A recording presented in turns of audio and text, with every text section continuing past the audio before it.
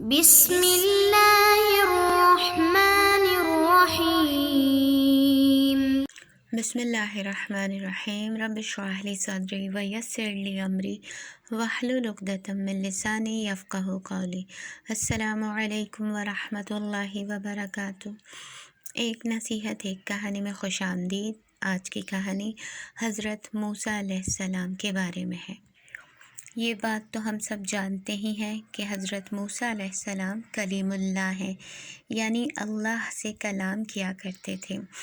تو ایک مرتبہ حضرت موسیٰ علیہ السلام نے اللہ رب العزت سے مناجات کرتے ہوئے کہا کہ اے اللہ، میرا دل چاہتا ہے کہ تو مجھے اپنے خزانے کی کوئی ایسی نشانی دکھا کہ جسے دیکھ کر مجھے یہ اندازہ ہو جائے کہ تیرے خزانوں کی نظیر دنیا بھر کے خزانوں سے نہیں ملتی، یعنی تیرے خزانے بے مثال ہیں، ان کی کوئی مثال دنیا میں نہیں۔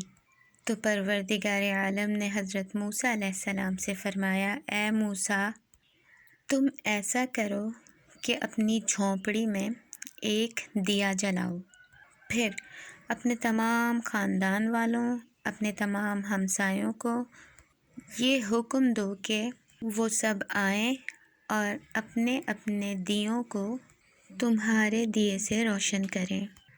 تو اللہ رب العزت کے اس حکم کے بعد حضرت موسیٰ علیہ السلام نے ایسے ہی کیا، یعنی اپنی جھونپڑی میں ایک دیا جلایا، پھر اپنے تمام خاندان والوں اور ہمسایوں کو بلایا اور ان سے کہا کہ اپنے اپنے گھروں کے جو دیے ہیں وہ اس دیے سے روشن کرو۔ سب نے ایسے ہی کیا۔ جب یہ کام ہو گیا تو حضرت موسیٰ علیہ السلام نے اللہ سے سوال کی کہ اب کیا حکم ہے؟ تو پروردگار عالم نے حضرت موسیٰ علیہ السلام سے پوچھا، اے موسیٰ، یہ بتاؤ کہ جب اتنے سارے لوگوں نے اپنے اپنے گھروں کے دیے تمہارے دیے سے روشن کیے تو کیا تمہارے چراغ کی روشنی میں کچھ کمی تو نہیں ہوئی؟ تو حضرت موسیٰ علیہ السلام نے یقیناً جواب دیا کہ نہیں یا اللہ۔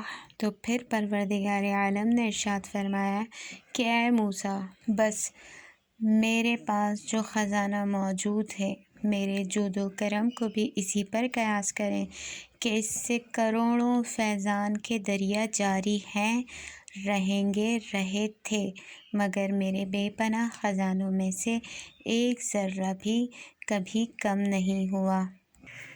اس پوری کہانی سے ہمیں یہ نصیحت ملتی ہے کہ اللہ رب العزت کے پاس جو خزانے ہیں وہ کبھی بھی ختم نہیں ہو سکتے۔ اور دوسری نصیحت یہ ملتی ہے کہ اللہ تعالیٰ نے ہمیں جو نعمتیں عطا کی ہیں، ہمیں ان نعمتوں میں اپنے رشتہ داروں، اپنے ہمسایوں کو بھی شامل کرنا چاہیے، کیونکہ اگر ہم ان نعمتوں میں اپنے ہمسایوں اور رشتہ داروں کو شامل کریں گے تو پروردگار عالم اس میں برکت عطا کرے گا۔ اگلی نصیحت اور اگلی کہانی کے ساتھ انشاءاللہ پھر حاضر ہوں گے۔ جب تک کے لیے اللہ حافظ۔ سبسکرائب کیجیے ذکر ٹی وی اور اس علم کے سفر میں ہمارے قدم کے ساتھ قدم ملائیے۔